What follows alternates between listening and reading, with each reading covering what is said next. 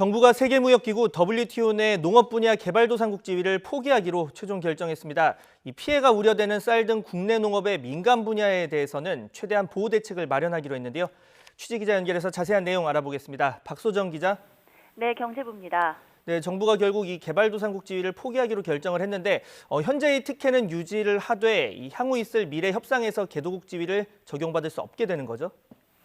그렇습니다. 정부가 세계무역기구 WTO에서 농업과 기후변화 분야에서만 유지를 했던 개발도상국 지위를 포기하기로 결정을 한 겁니다. 정부는 홍남기 경제부총리 주재로 오늘 대외경제장관 회의를 열고 앞으로는 협상 때 개도국 특혜를 주장하지 않기로 했습니다. 포기를 공식적으로 밝히는 것은 아닌데 특혜를 주장하지 않겠다는 입장입니다.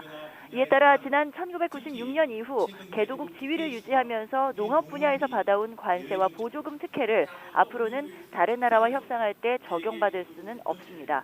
다만 정부는 쌀 같은 민감한 분야는 최대한 보호할 수 있도록 협상할 권리를 행사한다는 방침이라고 밝혔습니다. 앞으로 농업 협상이 타결될 때까지는 특혜가 유지되기 때문에 그 이전까지는 국내 농업 분야에 미치는 영향은 없다는 게 정부의 판단입니다.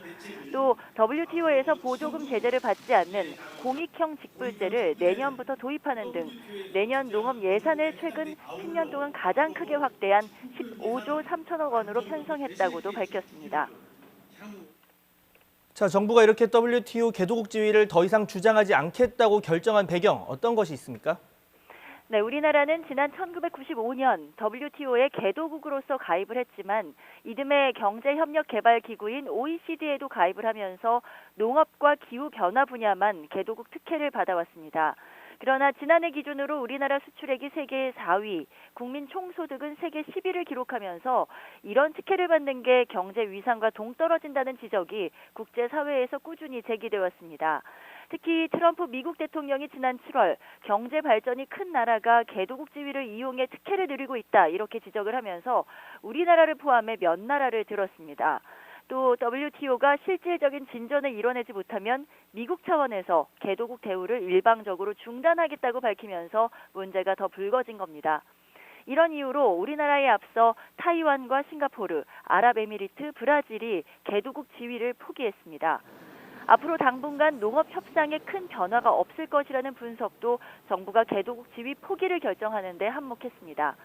한국이 받아온 농업 분야의 혜택을 없애려면 다자간 협상 타결이 먼저 이루어져야 하는데 도하 개발 아젠다 협상이 유명무실해진 2008년 이후에는 이 협상이 재개될 가능성이 희박하다고 관측을 한 겁니다.